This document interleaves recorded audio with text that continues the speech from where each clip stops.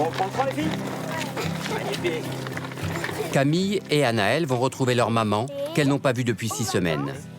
Leur mère est séparée de leur père.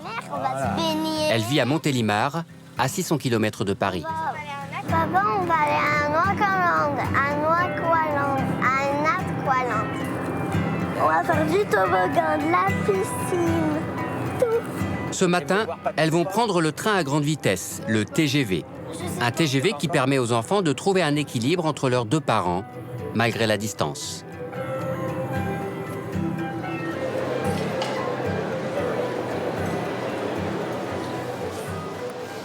Le train, il va aller à 400 à l'heure. Hein? Bonjour, mademoiselle. Bonjour. Je vais prendre les pochettes. Bon, les filles, allez-y, prenez les pochettes. Camille et Anaël feront le voyage sans leur père, encadrés par des accompagnateurs. Un service payant proposé aux parents pour leur éviter de faire l'aller-retour eux-mêmes. Déjà. Elles ont à boire et à manger. Non, on n'a pas À voir. À boire. Allez. Et donc, on sort. Magnifique.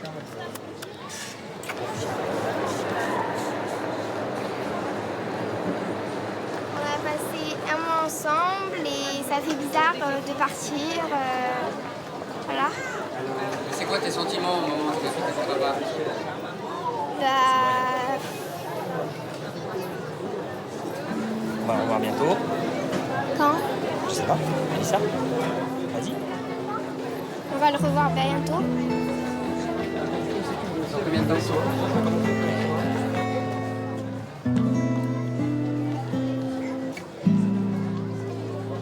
Allez, hop.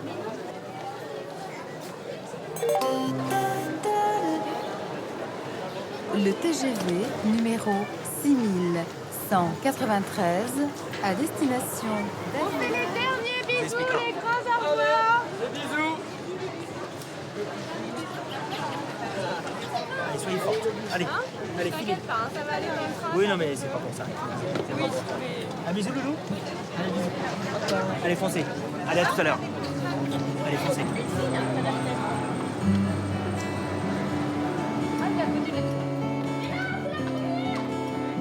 Voyage est obligatoire afin qu'il ne soit considéré comme des colis abandonnés. Ça, oui.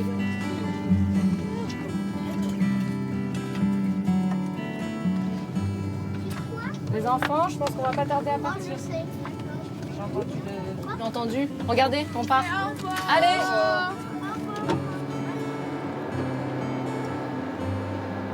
Depuis 25 ans, le TGV est le trait d'union des familles désunies.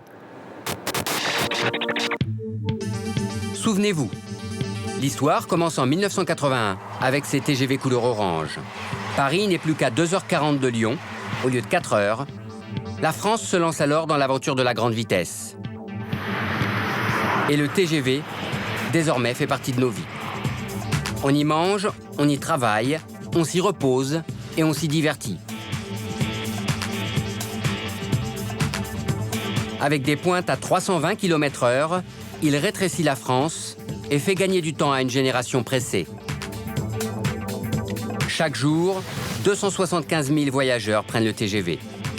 Les Lillois peuvent se jeter dans la Grande Bleue à Marseille en 4h50. On peut habiter Lyon et travailler à Paris. On peut s'aimer d'un bout à l'autre de la France. Nous sommes tous devenus des homo TGVus.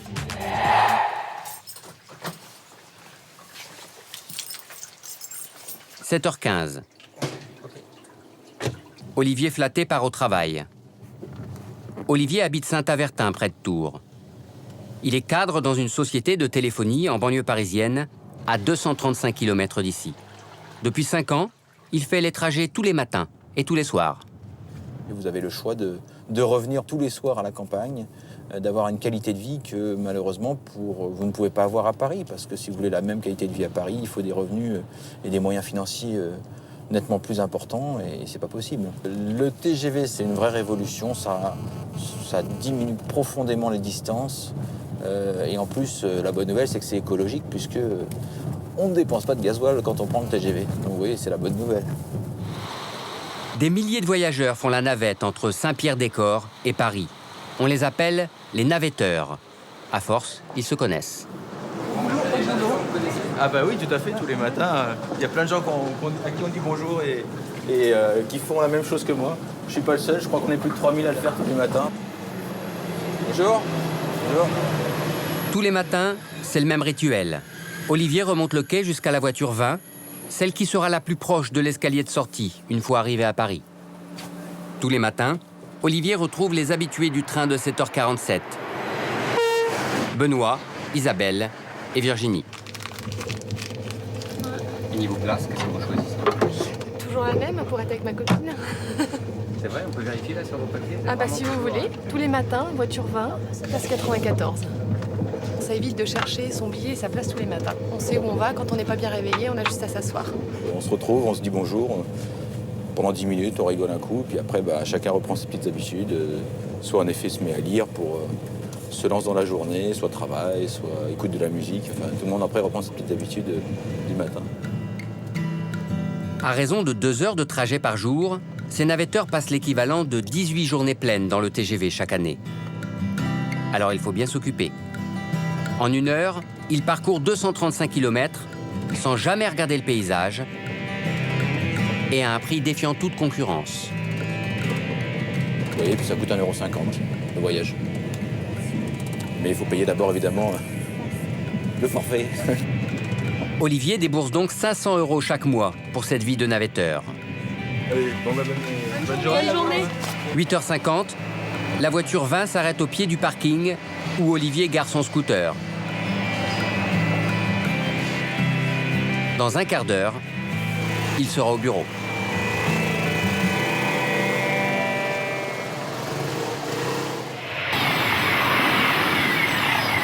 Dans le train pour Montélimar, après avoir quitté leurs parents, les enfants ont trouvé à s'occuper.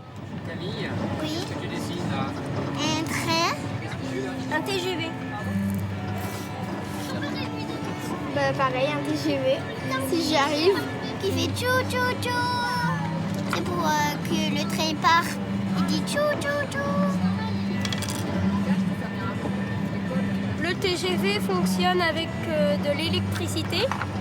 Donc comme vous voyez là, il y a des poteaux accrochés au train. Comme ça peut diriger le train et le faire avancer. Et ça va un petit peu vite, mais ça bouge surtout. En fait, comme vous voyez sur ce dessin, le train a 2 vues, une ici et une ici. Le train ne peut pas faire demi-tour. Donc le pilote sort du train pour aller tout au bout de l'autre côté, dans l'autre compartiment.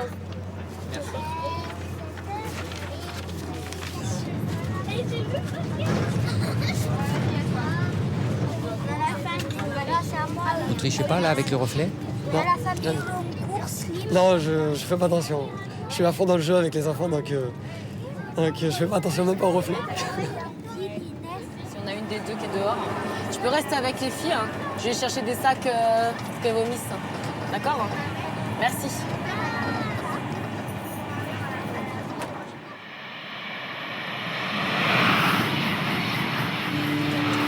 Près de 3 heures sans quitter leur siège, ça ne pose pas de problème aux enfants calmes, mais c'est un peu trop long pour les plus actifs. Mesdames, mesdemoiselles, messieurs, dans quelques instants, notre TGV entrera en gare de Montélimar. Avant de quitter votre place, assurez-vous de ne rien oublier. Oui. On arrive. Les enfants, pour Montélimar, vous me suivez? Elle est là, maman. T'es aveugle, ma peau, hein? Mais il faut t'acheter des yeux, hein?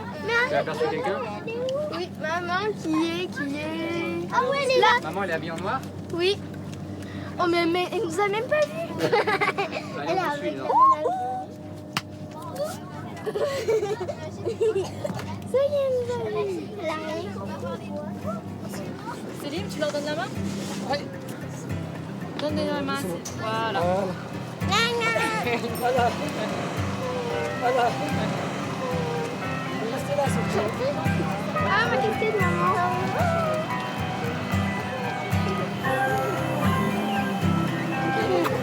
Ça va? Oui. Ça va, vous avez bien voyagé? Oui.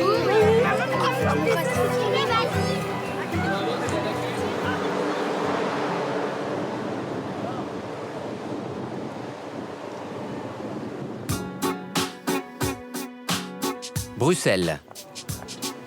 Plusieurs fois par mois, Céline, comédienne de théâtre, prend le train pour parcourir une des plus longues distances possibles en TGV. Bruxelles-Marseille, 1000 km directs, sans changement. J'ai choisi de m'installer à Bruxelles parce que en fait, j'ai fait mes études ici. Quand je me suis installée, pile poil, on m'a proposé du travail à Marseille. Donc j'ai décidé en fait de rester vivre à Bruxelles et d'aller travailler donc, de temps en temps avec la compagnie marseillaise qui m'engageait. J'ai vraiment des habitudes dans les deux villes, j'ai deux rythmes de vie différents. Du coup, je travaille aussi dans les deux villes, j'ai des amis dans les deux villes. Ouais, vraiment, c'est en double, quoi. Pour relier Marseille à Bruxelles, il faut seulement 5h30, quoi. Donc voilà, c'est juste une demi-journée. Bruxelles et Marseille, c'est finalement assez proche maintenant.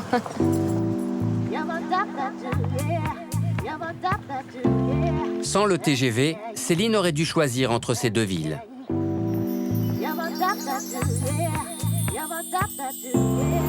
Avant chaque voyage, elle a ses habitudes.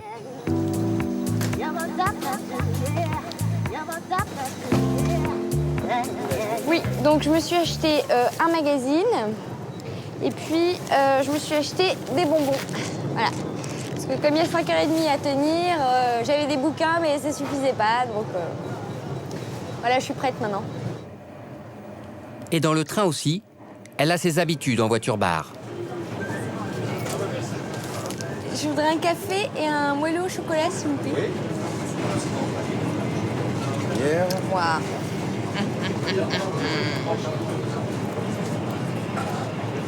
Ça va, le moelleux n'est pas trop chaud? Non, il est impeccable. Je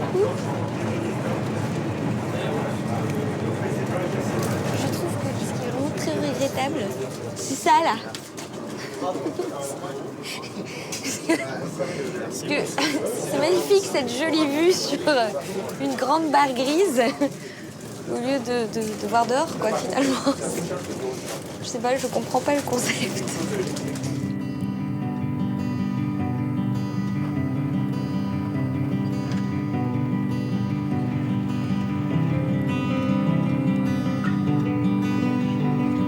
Bercée par le train, Céline s'est endormie. Mais s'installer près de la porte n'était peut-être pas une bonne idée.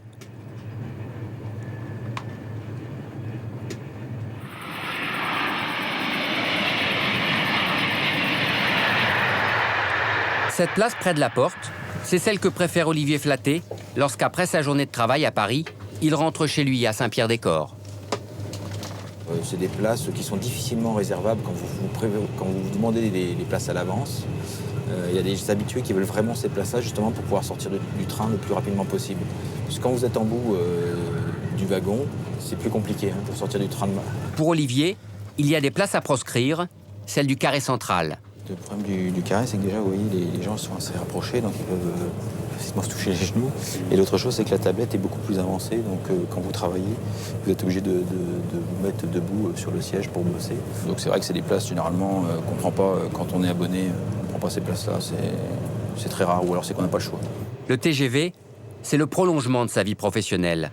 Alors il s'agace de ne pas pouvoir brancher son ordinateur en seconde classe. C'est regrettable qu'il n'y ait pas plus de points d'électricité, quoi. Alors là, ce qu'on fait, quand on a un problème, on va dans les toilettes, on branche le PC sur la prise des toilettes, voilà, donc c'est pas très agréable, ni pour celui qui a envie d'y aller, ni pour nous, quoi, mais on n'a pas d'autre solution. Avant de quitter votre place... Malgré tout, Olivier est heureux de parcourir 100 000 km par an dans le TGV, soit près de 2,5 fois le tour de la Terre. C'est une vie qui est tout à fait excitante. Et puis au bout de 4 ans et demi, ça fait 5 ans que je fais ça, je suis vraiment pas fatigué, pas lassé, et au contraire, je m'amuse bien. C'est très agréable. Il est 19h50. Dans un quart d'heure, Olivier sera chez lui.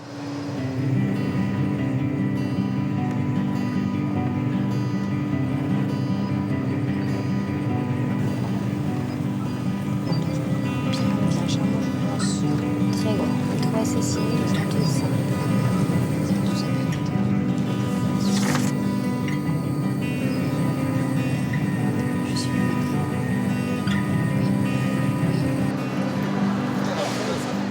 quand on sort de la gare,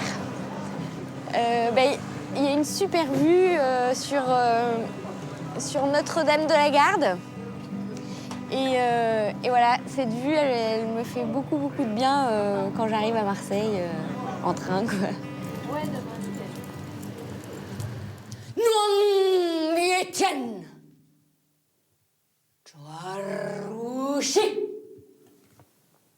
C'est du sanskrit? Oui. Didarasi. Ça va, hein? Ça va, c'est dans cette zone-là, c'est pas mal. Après, en plus, avec les vrais partenaires et tout ça, ça va s'assouplir. Je propose qu'on la refasse juste une fois du début.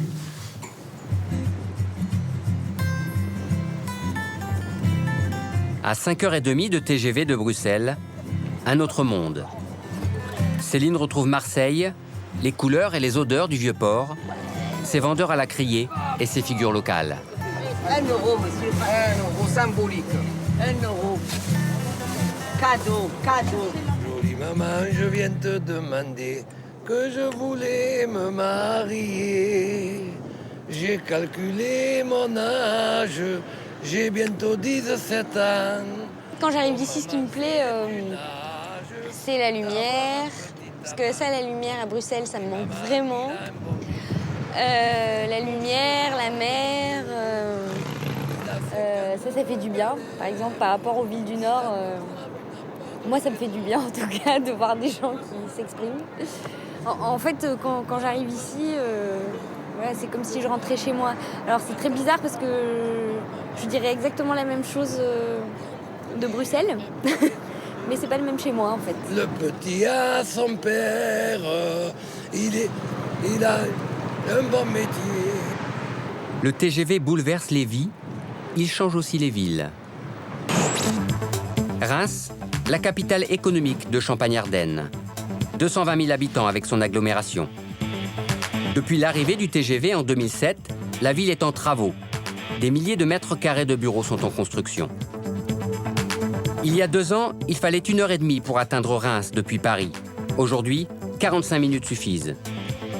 La ville de Reims a profité du TGV pour faire venir les investisseurs, banques, agences de voyage, sociétés d'informatique et même un opticien venu des Pays-Bas. Le TGV est une aubaine pour cette ville, jusque-là orientée vers l'agriculture, le champagne et l'industrie, des secteurs en perte d'emploi. Cet homme en costume s'appelle Jean Yveillère. Il est le responsable d'une agence de promotion de la ville de Reims, Invest in Reims. C'est lui qui a fait venir en Champagne-Ardenne plusieurs dizaines d'investisseurs, dont le patron de cette compagnie d'hélicoptères d'affaires. Pour Jean Yveillère, Reims, la belle endormie, s'est enfin réveillée grâce à l'arrivée du TGV.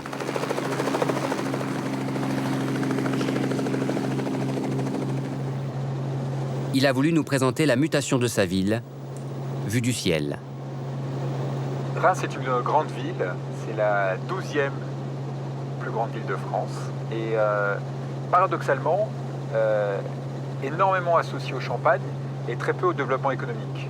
Et l'énorme avantage du TGV, c'est que ça a permis d'être un révélateur de ce potentiel d'une ville très importante, située désormais à 45 minutes de Paris et à 30 minutes de Roissy-Charles de Gaulle.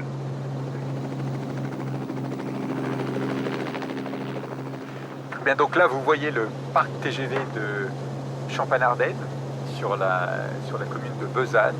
C'est au total près de 350 000 m² de bureaux à construire. Et en l'espace de 4 ans, nous avons pu, comme cela, accueillir plus de 2500 emplois au travers d'une quarantaine d'entreprises.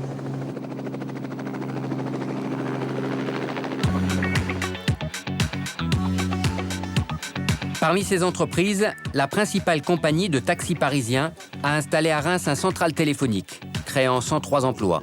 Très bien, bonjour. Et vous? Très bien.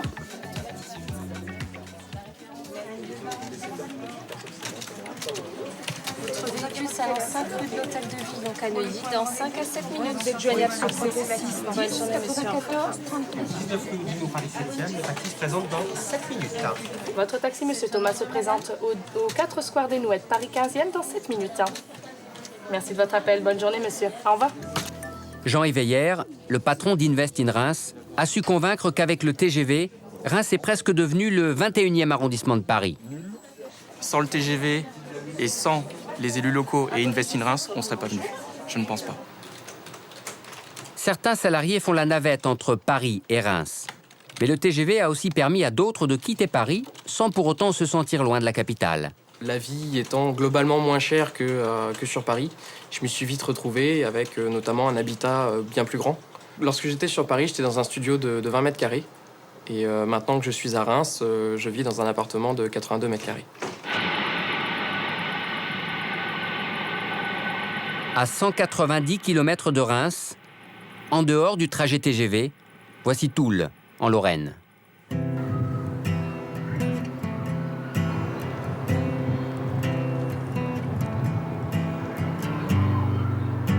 Toul, ses remparts, sa cathédrale, sa gare et sa vieille consigne à 3 francs. Jusqu'en 2007, la ville était desservie par une dizaine de trains quotidiens pour Paris. Aujourd'hui, Toul n'a plus un seul train direct pour la capitale. Ici, l'effet du TGV, c'est le sentiment d'abandon. Le buffet de la gare a fermé. À la brasserie la plus proche, le tracé du TGV provoque la colère.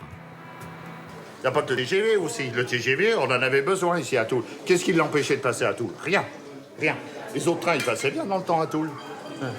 Pour aller à Strasbourg, c'était quand même bien. Paris, Strasbourg, qui passait par Toul. Où c'est que c'est passé tout ça? Vous avez un peu oublié, quoi. Vous êtes oui, oublié, ou c'est une règle qui a été faite gouvernementale ou par la SNCF, je ne sais pas, mais qui n'est quand même pas très correcte, quoi.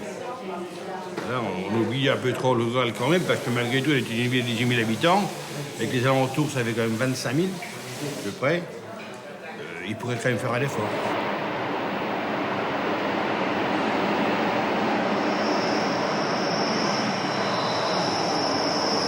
Madame le maire de Toul, Nicole Fed, s'est battue pour conserver au moins un train direct pour Paris.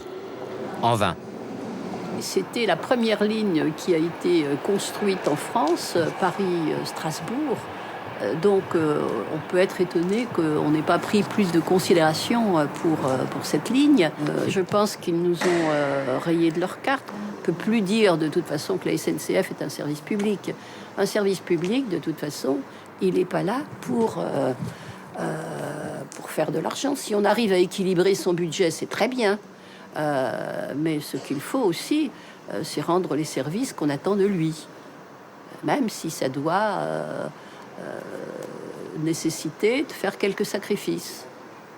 La SNCF, c'était tout de même une grande maison. Ça ne l'est plus. À mon avis, ça l'est moins. Pour aller à Paris, les Toulois doivent d'abord prendre le train régional jusqu'à Nancy pour attraper le TGV Est. La proposition que personnellement j'avais faite, c'était que nous ayons une fois par jour, le matin et le soir, un aller et retour à Paris partant de Toul. D'ailleurs, on nous a demandé de débourser en fait 1 million. Ce que nous n'avons pas pu faire, ni le conseil régional, ni nous-mêmes. Il y a bien sûr des gens qui hésitent de prendre le TGV. Nous payons pratiquement le double de ce que nous payions autrefois avec un train partant de Toul à Paris. Un trajet plus cher avec changement obligatoire à Nancy. Selon les correspondances, le TGV Est fait parfois gagner ou parfois perdre 3/4 d'heure aux voyageurs de Toul par rapport à l'ancien train Corail. Madame le maire de Toul se rend 2 fois par mois à Paris, au bureau de l'Association des maires de France. Comme elle, d'autres maires contestent la carte de France de la grande vitesse. Quand on regarde la carte, on s'aperçoit qu'elle a des imperfections. Si vous la regardez, il y a un immense espace central, totalement vide, celui malheureusement où je suis en activité de maire. C'est une grande partie du Berry, c'est une grande partie du Limousin, c'est la totalité de l'Auvergne qui sont complètement à l'écart des tracés TGV. Et vous avez une grande tache blanche lorsque vous regardez cette carte de France. Donc non, aujourd'hui, l'irrigation n'est pas conçue de manière satisfaisante. Les députés français ont voté 2000 km supplémentaires de lignes à grande vitesse d'ici 2020. Mais aucun TGV n'est prévu dans le centre de la France. Quant à Toul, elle restera longtemps une oubliée de la grande vitesse.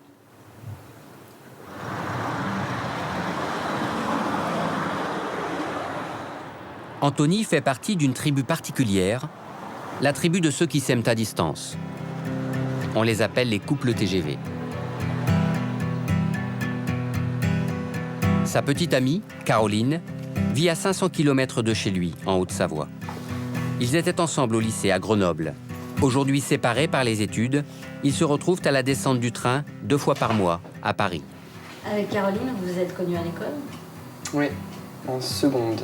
Et donc ça s'est fait vite. Le bac, l'un comme l'autre, on savait qu'on l'aurait. Et donc on savait très bien que ni l'un ni l'autre allait rester sur Grenoble l'année prochaine. Et donc elle, son choix qui a été le mieux classé dans ce qu'elle a obtenu, c'était une école à Annecy, la prépa Berthollet. Et moi, une école d'ingénieur à Blois.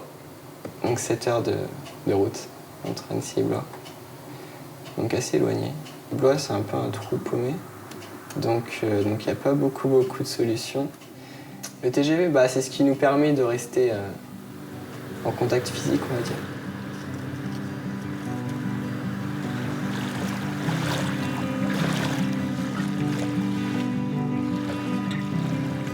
Caroline n'a pas vu Anthony depuis 15 jours. Oui, Anthony, c'est moi. Écoute, je vais me connecter à Internet là dans quelques minutes, donc essaye de me rappeler. Je t'embrasse.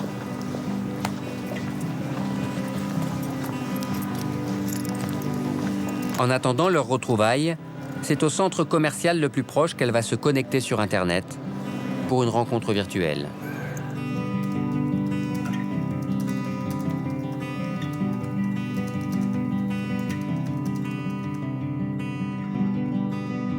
Mais ces rendez-vous derrière l'écran ne sont pas suffisants. On a décidé de gérer l'importante distance qui nous sépare avec le TGV en prenant nos billets assez à l'avance pour les avoir à un bon prix avec la carte 12-25.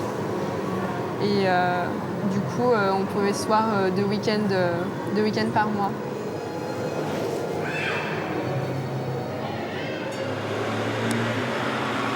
Samedi.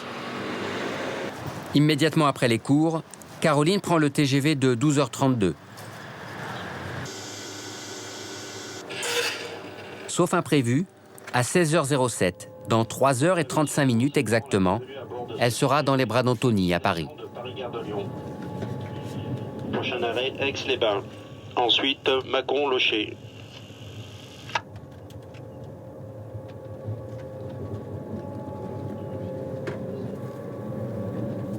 Au départ, le TGV roule sur une ligne ordinaire.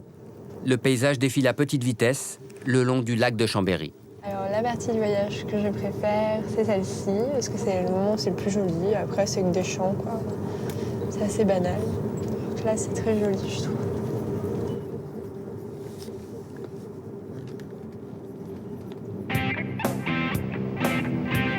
Faute de TGV à Blois, Anthony prend la voiture pour aller à Paris.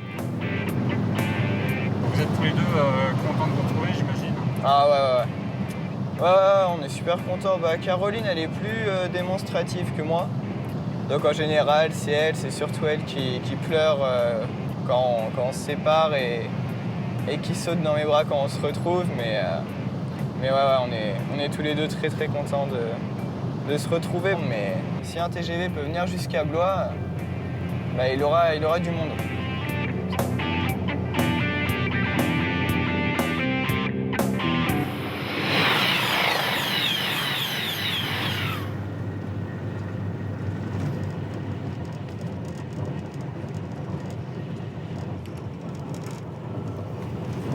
On se rencontre de la distance qui nous sépare et puis on se voit que toutes les 2 semaines quand même, alors c'est très long.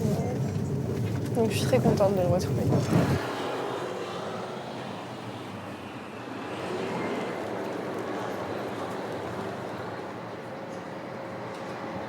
Allô? Ouais, mon cœur? Oui. Alors, t'es à quel niveau dans le wagon? Je suis tout au bout. T'es tout au bout à l'avant ou tout au bout à l'arrière? À l'arrière. Ok, à tout de suite alors. À tout de suite. Bisous.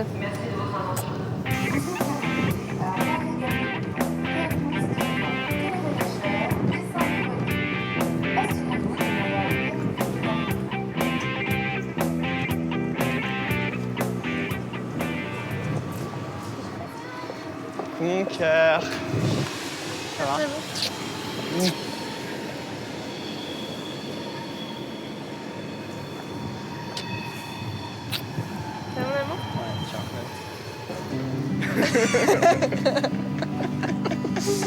t'ai manqué.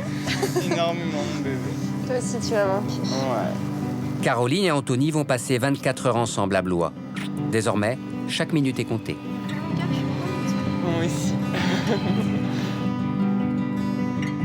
Qu'est-ce que nous allons faire? Donc, nous allons tout d'abord au restaurant. Ça, on va le faire en tête à tête. Et ensuite, nous irons boire un verre. Donc là, je vais appeler 2-3 personnes pour savoir si... Cet amour à distance ne serait pas possible sans ces hommes, les conducteurs de TGV. Bon, c'est bien, on va découvrir le simulateur. C'est la fonction que Vincent va bientôt exercer. Ensuite, on nous dit que... Nous sommes à l'école de la SNCF, près de Lille. Ces hommes sont des conducteurs de trains régionaux. Dans quelques semaines, ils seront aux commandes d'un des 450 TGV français. 230 km/h. On va les mettre ça en application maintenant au niveau du simulateur, d'accord? D'accord. Allez, on est parti, on va aller au simulateur. Le simulateur, c'est cette réplique à l'identique d'une cabine de conduite de TGV. La seule condition, c'est que tu fermes bien la porte, tu vois? D'accord. Parce que là, il va te lancer, tu auras le mouvement qui va monter.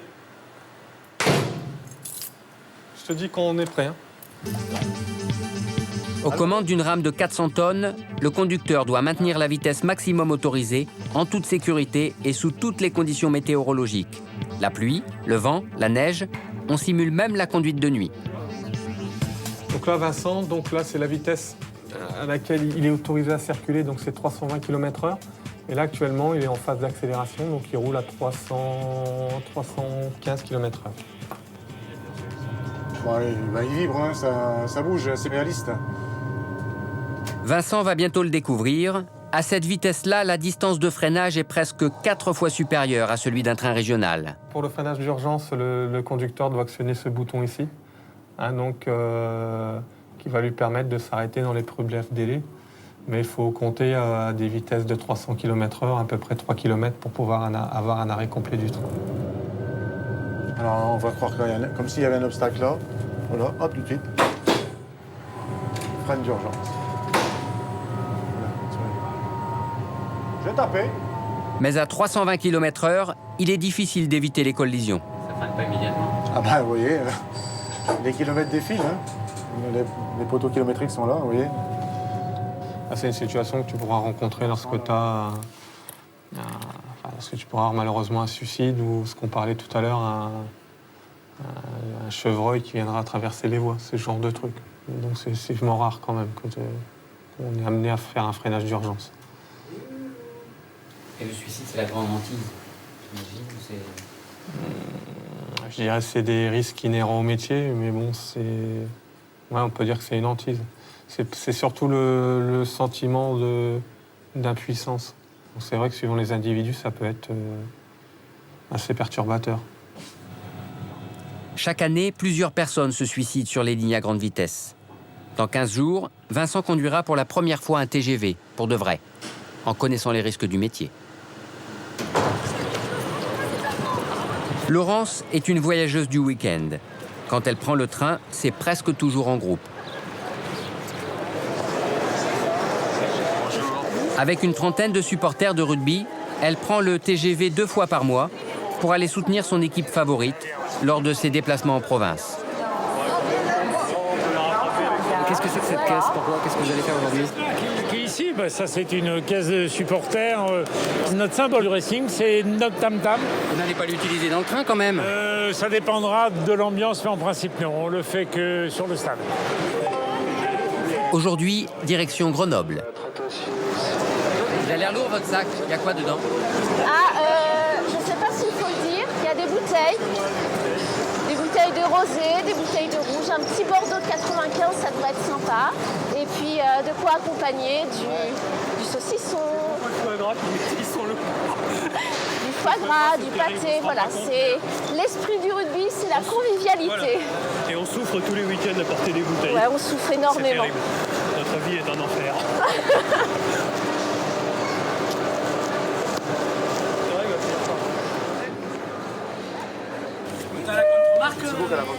Mauvaise surprise, leurs places réservées sont déjà occupées.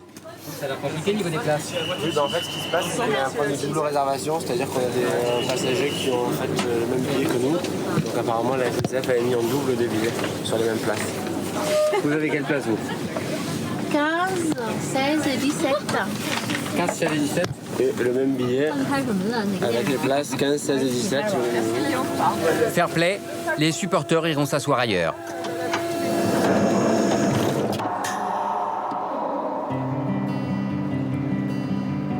C'est parti pour 3 heures de trajet.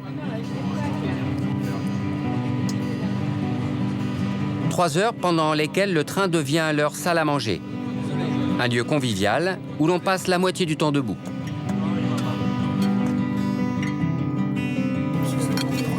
Tu veux lequel, le blanc? Le boiteur ou le rouge? Vous voulez pas un petit coup de pinot, madame? Non, merci. Ah, bah t'es bien tort, c'est vachement bon. J'espère qu'on va leur mettre une branlée. Vers la vengeance de l'année dernière. Ils sont quand même bien affûtés. Hein. Ah oui, bah oui, mais tous sont bien affûtés cette année. Hein. Mais tous. Hein. Fais-leur un petit bout de foie gras. We're going to use some French stuff. Pourquoi vous parlez anglais? C'est la femme d'un des joueurs. Nick Berry. Australienne. Et Yampé. Voilà, jeune fille, tenez, voilà. Oh, merci beaucoup. L'ambiance, vous la trouvez comment? Je la trouve sympa, ça change. Non, c'est bien. Et il y a des gens qui se plaignent un petit peu en disant on voulait dormir, on voulait se reposer, Bah dans ce cas-là, il faut pas prendre le train. Il faut prendre la voiture si on veut être tranquille. J'ai pris un petit café avec les amis. Excusez-moi, pardon. On fait la fête. On fait un repas ensemble et puis on fait des échanges de goût, de bien-être. Pour ces amateurs de bon vin, l'avantage du TGV, c'est qu'on peut y boire sans compter.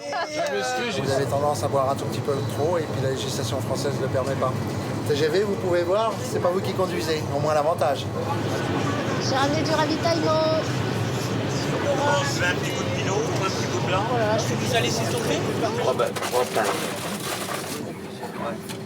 Là, je peux vous faire des bouteilles tout. 18h, stade Lesdiguières à Grenoble. Laurence est non seulement supportrice, mais aussi photographe du club.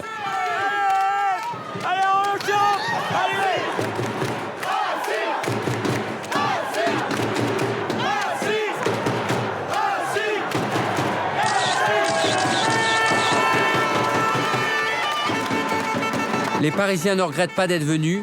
Le match est remporté par leur équipe. C'est l'heure de la 3e mi-temps. Et c'est quand vous voulez, hein, les petits loups. On est là, on arrive. Tradition oblige, ils arroseront leur victoire jusqu'au milieu de la nuit. Avec l'esprit libre, c'est le TGV qui les ramènera demain.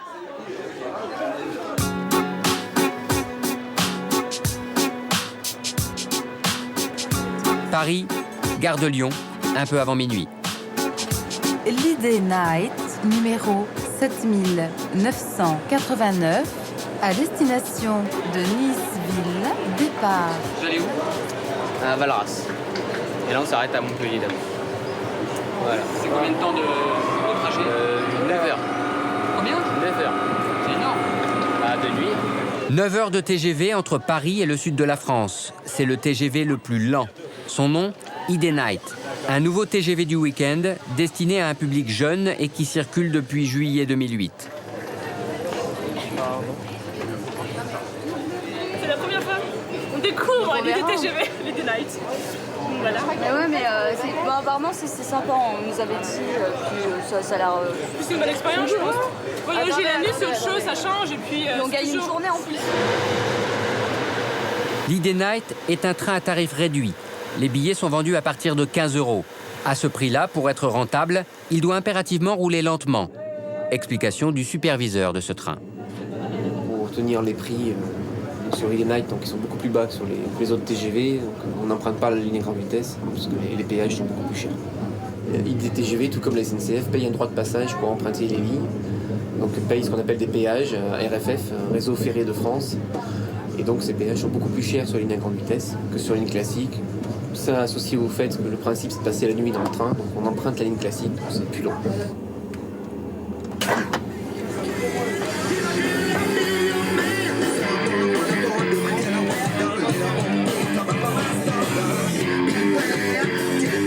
Pour occuper la clientèle, un DJ anime une petite boîte de nuit dans la voiture-bar. Très vite, les voyageurs affluent de toutes les voitures. Au bar, ce soir, on servira beaucoup d'alcool. Olivier Jourdan travaille pour IDTGV, la filiale de la SNCF, à l'origine de ce concept.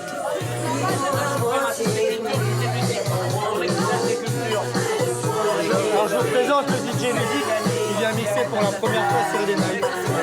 Merci pour l'invitation. Ça le fait. Ça le fait, super. Chanson bien dedans, on essaye de jouer un peu de tout. Vraiment, c'est sympa. Bon, il y a quelques coupes de son, mais ça, c'est normal, on est quand même dans le TGV. C'est très bruyant. C'est très bruyant, mais c'est festif. C'est qui la population? La population, c'est les 18-30 ans qui viennent passer un week-end sur la côte, principalement. Voilà. Et ils viennent, comme on peut le voir, ils viennent danser, ils viennent faire la fête. Ils commencent déjà leur week-end dans l'Idée Night.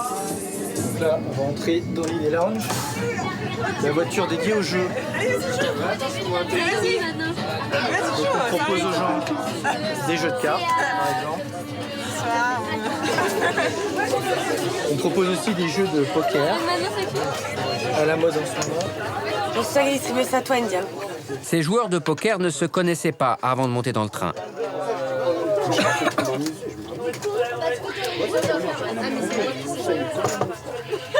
J'avais l'intention de me mettre dans mon coin, regarder mon ordinateur et regarder les gens comme d'habitude.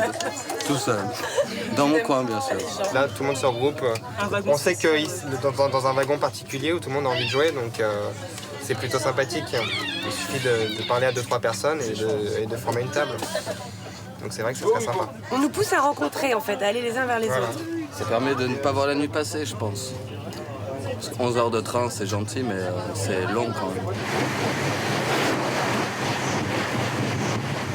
Alors là, on arrive aux voitures traditionnelles.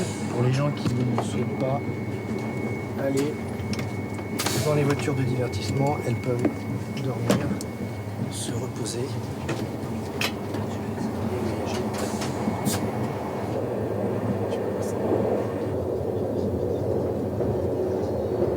À 3 h du matin, l'Idée Night s'arrête en gare de Mâcon. Un arrêt conçu spécialement pour les fumeurs. Vous pouvez me dire ce qui se passe là maintenant? Ça va être sympa, ça va être la petite pause club qui va faire du bien au bout de 3 heures de... Ah, ça fait 3 heures qu'on roule là, donc ça va décompresser un petit peu quoi. Ça va être cool. Et par contre, il va falloir que je taxe parce que j'ai jamais de club sur moi. Sympa.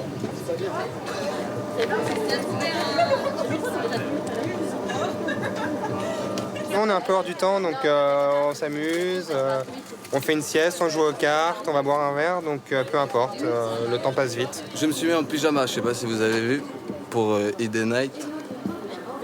Vous avez pas vu mon super pyjama? Ça va être pour favoriser l'aisance. Je suis en train de faire une compétition de poker. Là. Et celui qui gagne, il y a un verre offert par la maison.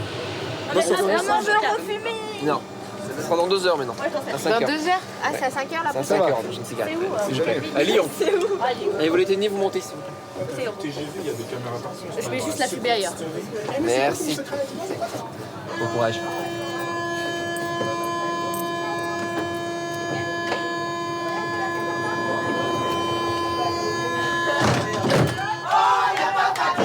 Vous êtes fatigué? On n'est pas fatigué. Zoomé, caméra zoomé.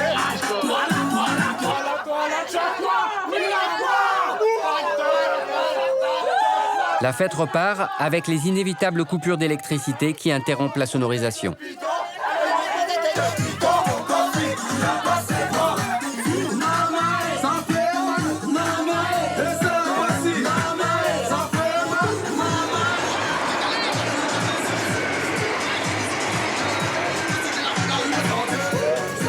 Cette nuit, les voyageurs danseront jusqu'à 5 h du matin.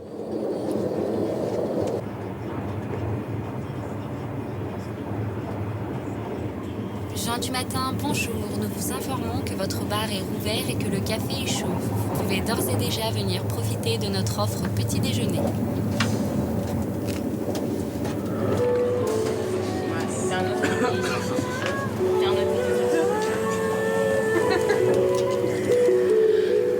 Réveil en douceur, avec une ambiance musicale zen.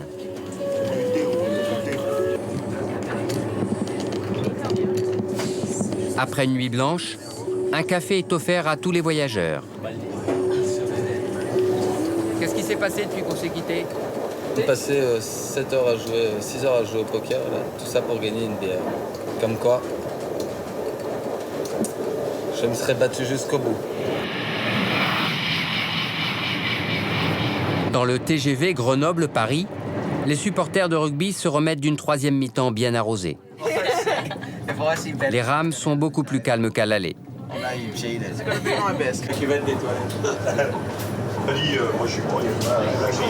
Certains refont le match au bar avec les joueurs. Dites-moi, c'est quoi ces lunettes de soleil là? Ça cache les petits yeux. C'est l'expérience, c'est l'expérience. Toujours des lunettes de soleil le lendemain de match. Pourquoi? Parce qu'on peut parler aux gens les yeux fermés. Après 8 heures de route, l'Idée Night arrive à Marseille.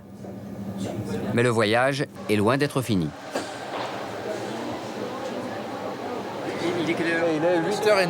Pourquoi ça a été si long finalement? On n'est pas encore arrivé? On n'est pas encore arrivé, non. On arrive à 11h à Nice, le terminus.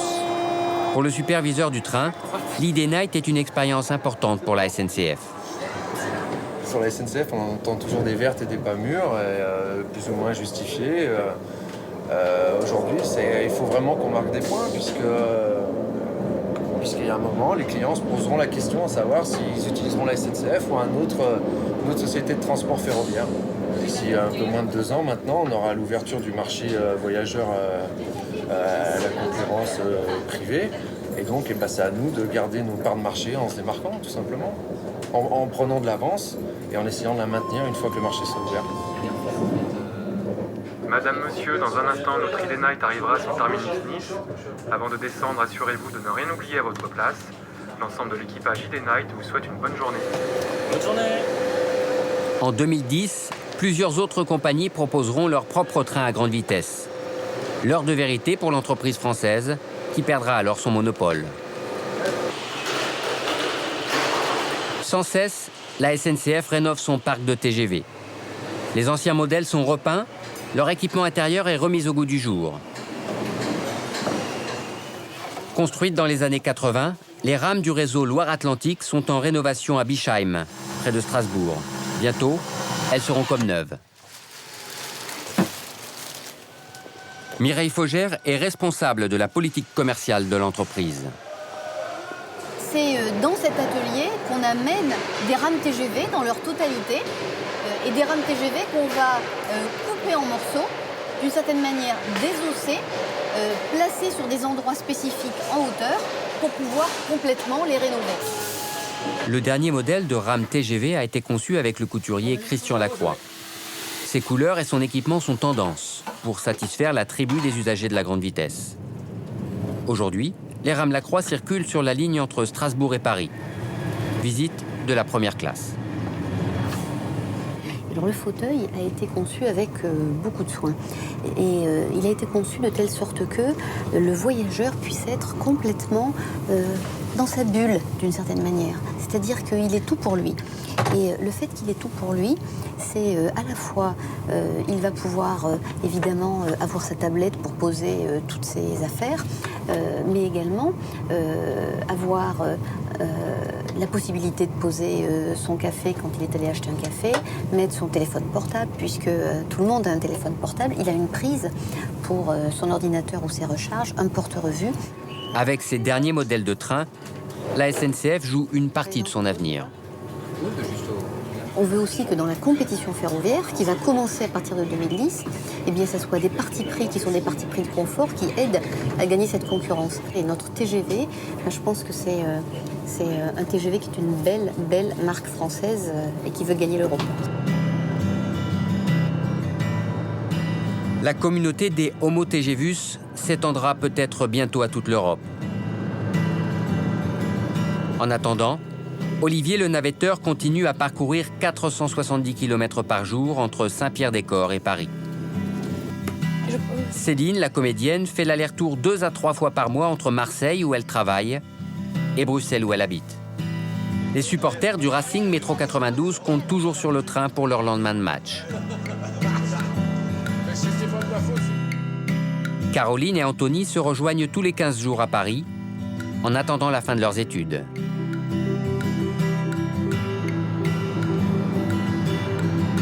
Quant à Vincent, il est désormais le reconducteur d'un TGV Paris-Lille. Chaque jour, il conduit à grande vitesse des milliers de voyageurs. Une tribu de 100 millions d'usagers qui, chaque année, confient une partie de leur vie au TGV.